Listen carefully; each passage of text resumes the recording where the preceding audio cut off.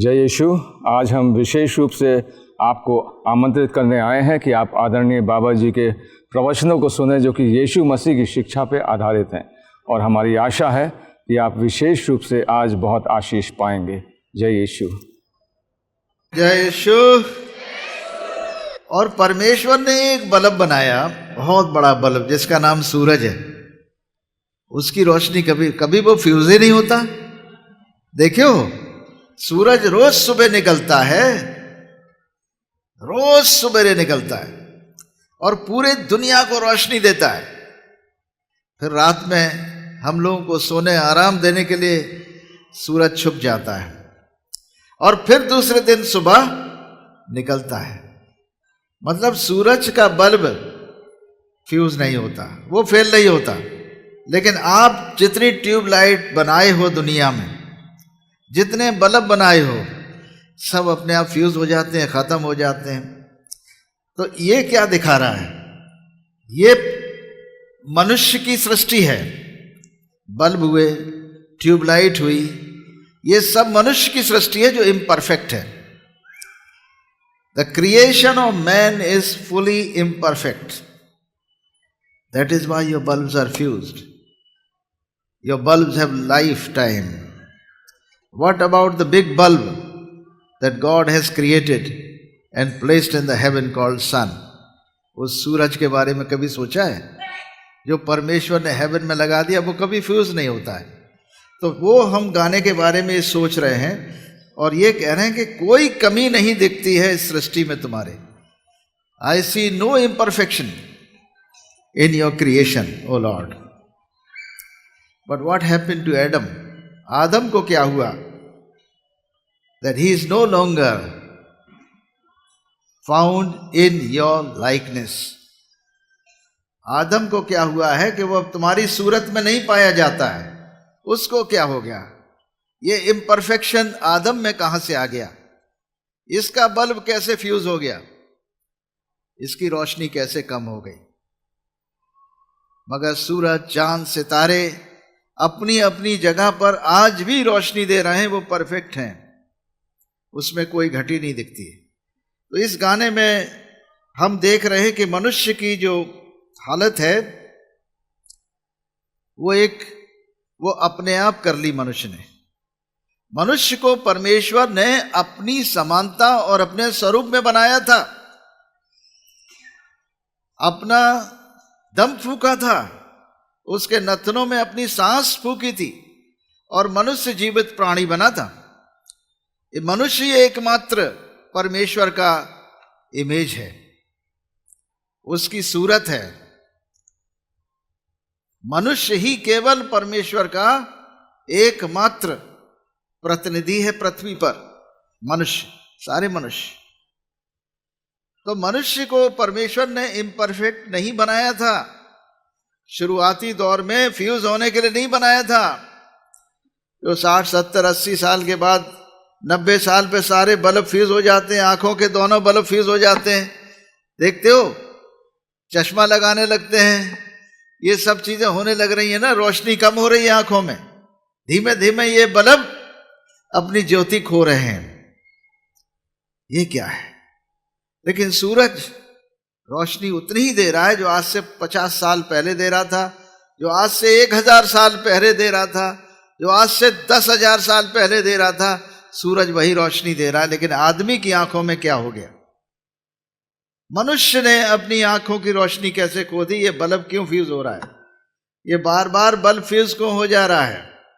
फिर डॉक्टर के पास भागते हो, चश्मा बनवाते हो, थोड़ा और पावर का लगा के दे देता है, फिर आंखों पे चश्मा चढ़ता, फिर पढ़ने लगते हो, फिर उसके बाद आखिर में जो है डॉक्टर भी हाथ खड़े कर लेता है कि अब ये बल्ब कभी नहीं जलेगा, बंद हो गया।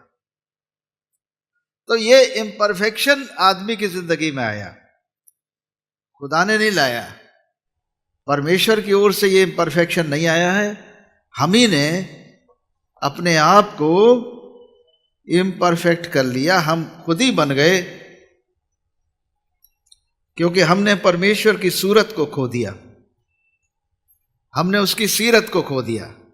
उसने हमें अपनी शक्ल सूरत में बनाया था, और अपना सीरत दिया था, अपना आत्मा दिया था हमें, और वो हमें छोड़ गया।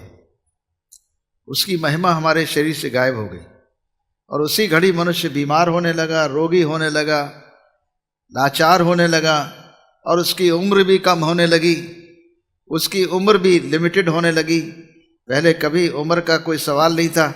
परमेश्वर ने जब मनुष्य को बनाया तो अपनी समानता में बनाया, अपने स्वरूप में बनाया। कभी परमेश्वर को किसी ने 80 साल 90 साल पे मरते हुए देखा है? क्या परमेश्वर की उम्र कितनी है? कोई जानता है? हैं? परमेश्वर की उम्र नहीं जानते, लेकिन आदमी की उम्र क्यों जानने लगे हम? आदमी भी तो ईश्वर है, इसको क्या हो गया? इसकी उम्र कैसे 60-70 साल 80 साल होने लगी, 90 साल, और ज्यादा से ज्यादा 120 साल? क्योंकि इसने परमेश्वर की सूरत को खो दिया। उसके अंदर शैतान की सीरत और सूरत आ गई, क्योंकि उसको अपना खुदा बना लिया। और जब मनुष्य ने परमेश्वर की आज्ञाओं को तोड़ दिया तो सब तरीके का गुनाह उसके जीवन में आ गया। लोग पूछते हैं कि पाप क्या है, गुनाह है क्या? ये 10 आज्ञाएं तोड़ना गुनाह है? हाँ, ये भी 10 आज्ञाएं तोड़ना गुनाह है। लेकिन जो सबसे पहली, क्या जो 10 आज्ञाओं पर 100% चलते हैं, क्या वो गुनहगार नहीं है? ऐसी बात नहीं है। 10 आज्ञाओं पर चलने वाले भी गुनहगार हैं, जब तक कि वो यीशु मसीह के लहू से धोए न जाएं, जब तक कि उनके पापों का खामियाजा प्रभु यीशु मसीह की ओर से न दिया जाए। क्योंकि हमारे बाप दादाओं का गुनाह हमारे लहू में चला आ रहा है। जो हमारे परदादा बाबा आदम ने और माता हव्वा ने प्रभु की आज्ञा को तोड़कर, परमेश्वर की आज्ञा न मानकर शैतान की आज्ञा को मान लिया, तो जिसकी वो आज्ञा मानते हैं उसी के नौकर हो जाते हैं, उसी के गुलाम बन जाते हैं। तो वो क्या हुआ कि वो उसकी आज्ञा माने, किसकी? जो खुद ब खुद पहले से श्रापित है, यानी शैतान और उसके फरिश्ते परमेश्वर की ओर से श्रापित हैं, और इस वजह से उनको स्वर्ग राज्य से वंचित कर दिया गया था। और जब वो स्वर्ग से वंचित हो चुके थे तो स्वर्ग से उन्हें नीचे गिरा दिया गया, और नीचे वो हवा में लटक गए, आकाश में। अब उन्हें जगह नहीं मिल रही थी कहां जाएं, लेकिन पृथ्वी पर डोलने चले आते थे, घूमने फिरने। जब पृथ्वी देखी कि अरे यहां पर भी स्वर्ग जैसा माहौल है, पृथ्वी स्वर्ग जैसी दिख रही है। परमेश्वर ने हेवन तो बनाया था, लेकिन परमेश्वर ने एक हेवन और बना दिया जिसको हम अर्थ कहते हैं। यहां पर बागे अदन बनाया, पूरी अर्थ बागे अदन थी, ऐसा नहीं है। पूरी दुनिया खुदा की बनाई हुई थी, और उसने बागे अदन बनाया जिसको बिल्कुल स्वर्ग का एक एक्सटेंशन कह लो या उसका एक मॉडल कह लो स्वर्ग का, वो पृथ्वी पर बनाया था। और उसको देखकर शैतान परेशान था, कहने लगा अरे परमेश्वर ने स्वर्ग भी बना लिया और स्वर्ग पृथ्वी पर भी एक बना दिया, और अपना स्वयं का एक शक्ल सूरत बनाकर एक आदम को इस पृथ्वी पर छोड़ दिया है। अब ये तो भाई हम लोगों की कदर खत्म ही हो जाएगी पूरी तरह। बुरी तरह से उसको जलन थी आदमी से, बड़ा परेशान था वो, और इसलिए उसने कॉन्स्पिरेसी की, षड्यंत्र किया। और षड्यंत्र था कि सांप के रूप में, सर्प के रूप में आदम की स्त्री हव्वा पत्नी से उसके कानों में फुसफुसाने लगा और उससे बातचीत करने लगा, और कहने लगा क्या परमेश्वर ने तुमसे इस बाग के सब फलों के खाने को मना किया है? उसने कहा नहीं, हम सारे फल खा सकते हैं, केवल एक जो बाग के बीच में है, जो भले और बुरे के ज्ञान का वृक्ष का फल है, उसे हम नहीं खा सकते। जिस दिन हम उसे छू भी लेंगे तो मर जाएंगे। शैतान ने कहा नहीं, ऐसा नहीं है। परमेश्वर जो खुद जानता है कि जिस दिन तुम उसे खा लोगे तुम परमेश्वर की समानता में, उसके स्वरूप में हो जाओगे। कितनी बड़ी भूल थी। वो जानते ही नहीं थे कि वो पहले से ही परमेश्वर के स्वरूप हैं। फिर भी उनके मन में संदेह आ गया परमेश्वर के प्रति कि जो शैतान कह रहा है शायद ये सही कह रहा है। ऐसे ही कॉन्स्पिरेटर्स करते हैं, ऐसे ही जो वो लोग षड्यंत्रकारी लोग हैं वो कानाफूसी करते हैं, झूठ बोलते हैं। और झूठ सबसे बड़ा हथियार है शैतान का। उसने हव्वा से यानी आदि माता से झूठ बोला और झूठ बोलकर उसे बहका दिया और कहा कि परमेश्वर स्वयं जानता है कि जिस दिन तुम उस फल को खा लोगे उस दिन परमेश्वर के समान हो जाओगे, उसके तुल्य हो जाओगे, तुम भी ईश्वर हो जाओगे। तो उसने तोड़ के खा लिया, खिला भी दिया। और रिजल्ट क्या हुआ? हम परमेश्वर के पुत्र पुत्रियों से बदलकर मनुष्य के पुत्र पुत्रियां उन जीव जंतु जानवरों की समानता में हो गए जो पृथ्वी पर परमेश्वर ने क्रिएट किए थे, जिनकी सृष्टि की थी। और अचानक हमारी महिमा हमारे पास से छूट गई। जो महिमा के वस्त्र थे, जो फरिश्ते कपड़े पहनते थे, जिनको धोने की आवश्यकता नहीं थी, जिनके लिए पानी और साबुन की जरूरत नहीं थी, वो कपड़े हमारे पास से गायब हो गए। और अचानक आदम और हव्वा दोनों अपने आप को नंगा महसूस किए। कहने लगे हमको कपड़े की जरूरत है। अचानक कपड़े की आवश्यकता होने लगी। अरे किसी फरिश्ते को कभी कपड़ा पहने देखा है? किस टेलर की शॉप पर सिलवाने जाते हैं फरिश्ते? स्वर्गदूत कहीं सिविल लाइंस में टेलर शॉप पे मिलता है कोई कपड़ा खरीदते हुए या सिलवाते हुए? देखे हो कहीं स्वर्गदूत को कपड़ा सिलवाते देखे हो? हैं? तो कौन सा कपड़ा पहनते हैं वो महिमा का वस्त्र है। ये महिमा का वस्त्र है जो स्वर्गदूत स्वयं पहनते हैं, जान लो। और ये स्वर्गदूत जो महिमा का वस्त्र पहन रहे हैं बच्चों, ये हमारे से छीन लिया गया क्योंकि हमने परमेश्वर की आज्ञा का उल्लंघन कर दिया, पापी हो गए।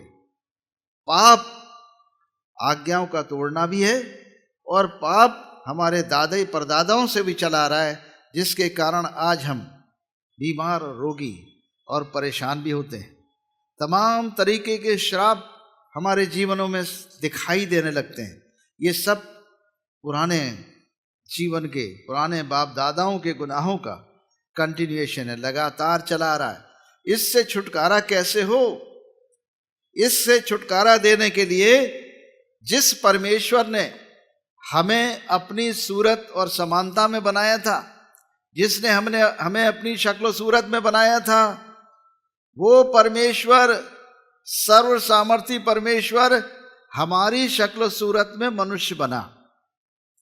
यानी पहले तो उसने मनुष्य को अपनी समानता और स्वरूप में बनाया। जब मनुष्य की सूरत बिगड़ गई, जब मनुष्य अपने चाल चलन, अपने जीवन को, ईश्वरत्व को खो बैठा, जब उसने अपने ईश्वरीय चाल चलन को खो दिया, तो परमेश्वर को स्वयं मनुष्य बनना पड़ा। मनुष्य के स्वरूप में बनकर, आदम बनकर पृथ्वी पर आ गया। कुंवारी मरियम से जन्म लिया, नाम यीशु रखा, परम प्रधान परमेश्वर का पुत्र कहलाया। पवित्र आत्मा के द्वारा माता मरियम गर्भवती हुई और जन्म लिया। 9 महीने के बाद पूर्ण मनुष्य बना, ताकि वो हमारे और आपकी दर्द और पीड़ा को बहुत अच्छी तरह जान ले। मतलब सर्व सामर्थी परमेश्वर भी हम गुनहगार मनुष्यों की सूरत में बन गया। जिसने हमें अपनी समानता स्वरूप में बनाया था, हम उसकी समानता और स्वरूप को गुनाह के कारण खो बैठे, तो हमें वो अपनी समानता और स्वरूप देने के लिए पृथ्वी पर मनुष्य के स्वरूप और समानता में जन्म लिया और हम सब के समान खाया पिया रहा, हमारी दर्द और पीड़ा को समझा, घाव में कैसे दर्द होता है, चोट में कैसे दर्द होता है, यीशु ने अपने हाथों में कीले ठुकवा के सब कुछ समझ लिया। पीठ पर कोड़े खाकर गुनाहों का दंड हमारे लिए उठा लिया।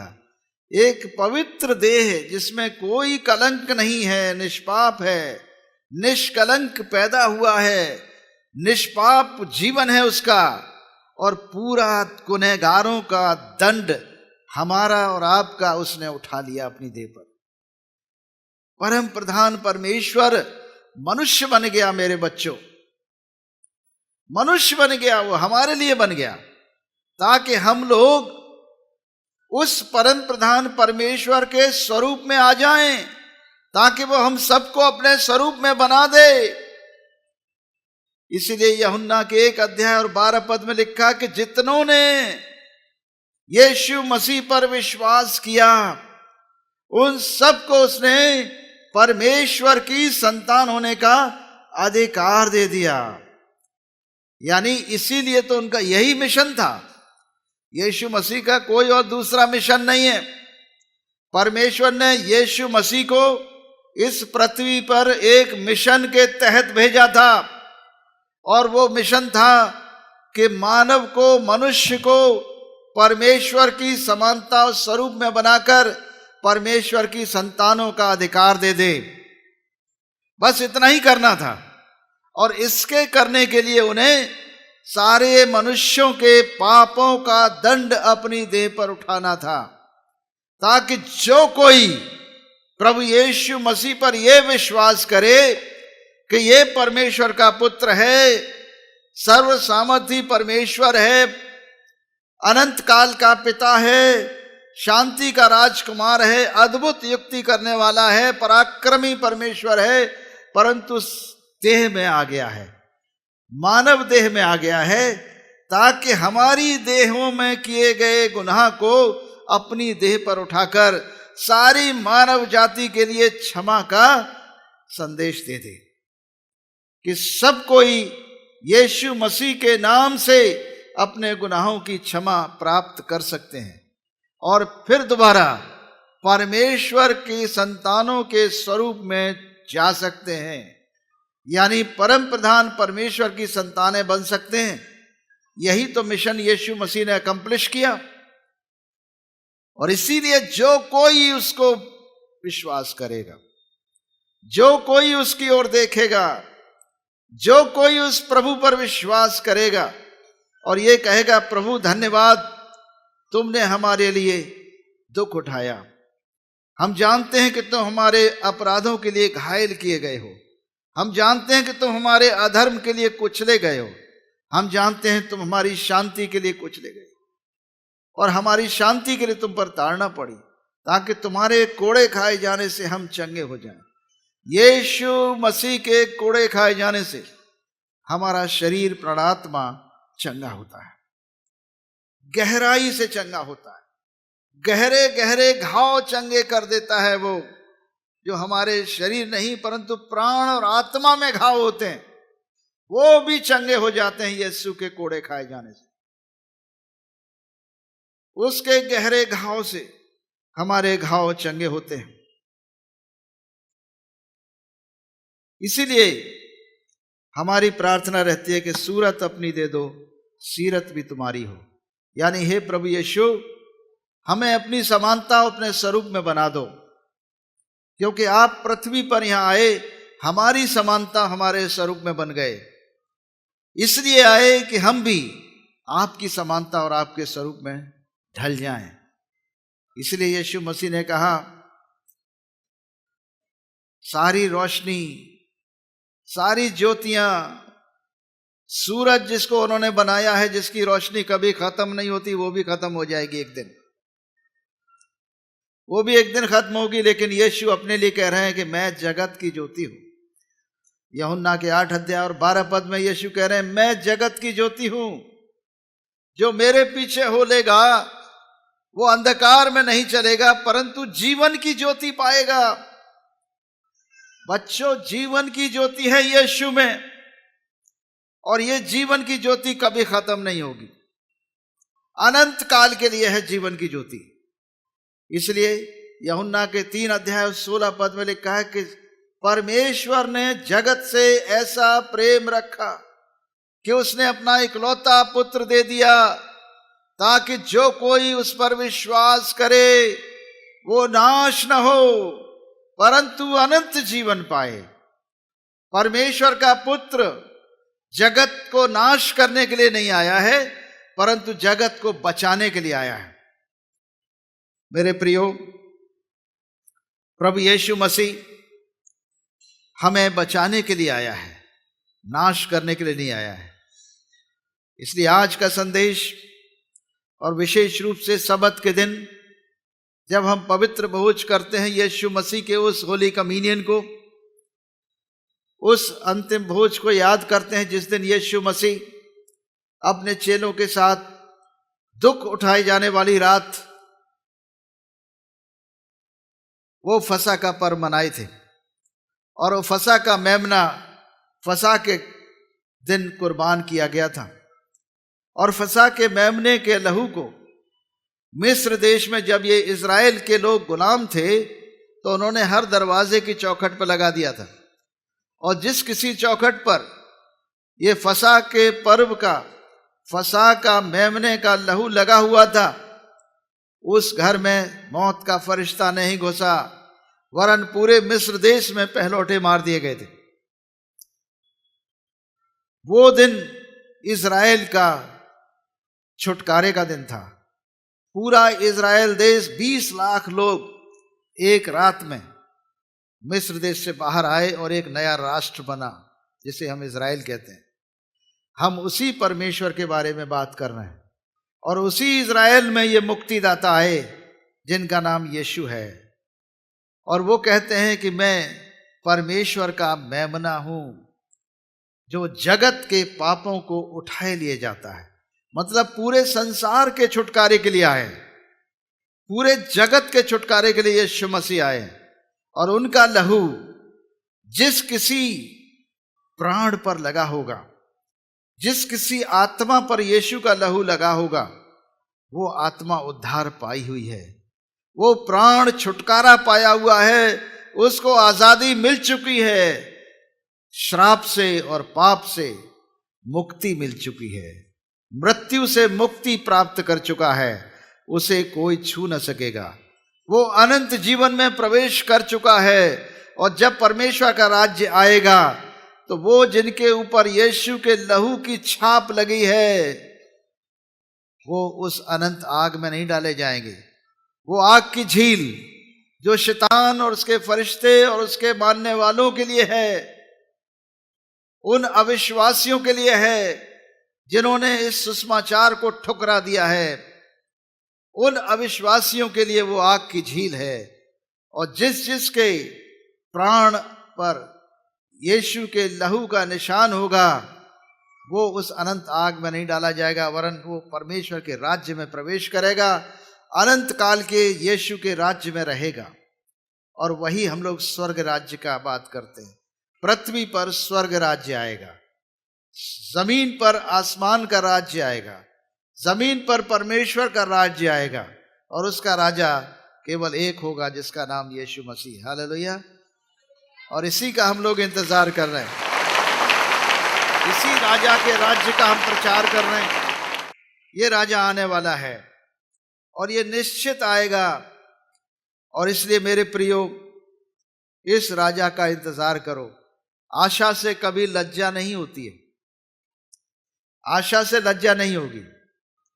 यीशु मसीह आने वाला है और वो दोबारा आएगा। आज जो हम लोग होली कम्युनियन सेलिब्रेट करते हैं, पवित्र भोज, रोटी को तोड़ते हैं और कहते हैं यीशु मसीह का बदन है जो तुम्हारे लिए तोड़ा गया है। ये रोटी नहीं परंतु यीशु का मांस जिसको हम खाते हैं, और दाखरस नहीं, यीशु का लहू है जिसे हम पीते हैं। और यही दाखरस, यही यीशु का लहू हमारे प्राण में, हमारी आत्मा में एक सील बन जाता है, और ये सील आपके जीवन के श्रापों को तोड़ देती है, आपके जीवन के पापों से छुटकारा दे देती है। यीशु के लहू की सील, जिसके बारे में आज हम लोग, जिसको हम ग्रहण करने जा रहे हैं। क्या आप तैयार हैं इसको ग्रहण करने के लिए? तो हमारे साथ साथ प्रार्थना करेंगे अपने स्थानों पर खड़े होकर। आज के दिन हम धन्यवाद करते हैं कि आपने अपने पुत्र यीशु मसीह को इस दुनिया में भेजा ताकि हम में से हर एक उसके लहू के द्वारा शुद्ध किए जाएं। हम मानते हैं प्रभु यीशु परमेश्वर के पुत्र हैं, जगत के उद्धारकर्ता और मेरे उद्धारकर्ता हैं। यीशु का लहू मुझे मेरे पापों से और मेरे श्रापों से मुझे आजाद करे। मैं विश्वास करता हूं यीशु मेरा एकमात्र मुक्तिदाता और ईश्वर है। मैं उसे अपने जीवन में ग्रहण करता हूं। हे यीशु, मेरे जीवन में आइए, मुझे पवित्र आत्मा से और आग से भरपूर कीजिए, यीशु के नाम से, आमीन। जय यीशु। परमेश्वर का बहुत धन्यवाद हो कि आज आपने बाबा जी के वचनों को सुना, यीशु मसीह के वचनों के ऊपर जो आधारित हैं और आशीष पाई है। हम आपको 4 पुस्तकों के बारे में बताना चाहते हैं। पहली पुस्तक है मुक्ति मार्ग, जो कि यीशु मसीह के संदेश को संक्षेप में बताती है। दूसरी पुस्तक है तुम मुझे क्या कहते हो, इसमें यीशु मसीह कौन है उनके बारे में आप जान सकते हैं। तीसरी पुस्तक जिसको कि हम कहते हैं यीशु का पुनरुत्थान, क्या यीशु मसीह जी उठे? यदि जी उठे तो किस प्रकार से हम ये प्रमाणित कर सकते हैं। और अंतिम पुस्तक जो हम आपको दिखाना चाहते हैं वो मानव मुक्ति दिवस, अर्थात यीशु मसीह का जन्म वो क्यों हुआ, कैसे हुआ और उसके जन्म के क्या कारण थे। इसमें आपका पूरी तरीके से ऐतिहासिक वर्णन पाया जाता है। उसी के साथ साथ हम आपके सामने बाबा जी की पुस्तक, जिसको कि हम यीशु दरबार भजन बताते हैं, इसके साथ साथ आपको उन गानों की ये CD मिलेगी। आप इनको मुफ्त प्राप्त कर सकते हैं। आप हमसे ज़रूर संपर्क करिए। संपर्क करने का तरीका क्या है? बहुत आसान है। आप अपने सेल फोन पे जाइए और वहाँ पर यीशु दरबार जो YouTube में चैनल है उस पर जाइए। YouTube में जाइए, वहाँ आप टाइप करिए yeshudarbar.org और जब आप जाएंगे तो वहाँ पे आपको यीशु दरबार चैनल मिलेगी। यीशु मसीह के नाम में, आमीन। जय यीशु।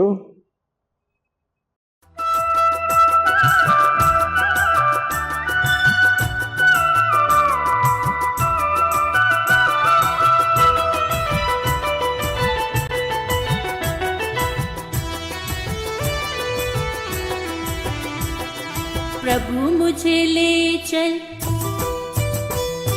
प्रभु मुझे ले चल सतगुरु पास, सतगुरु में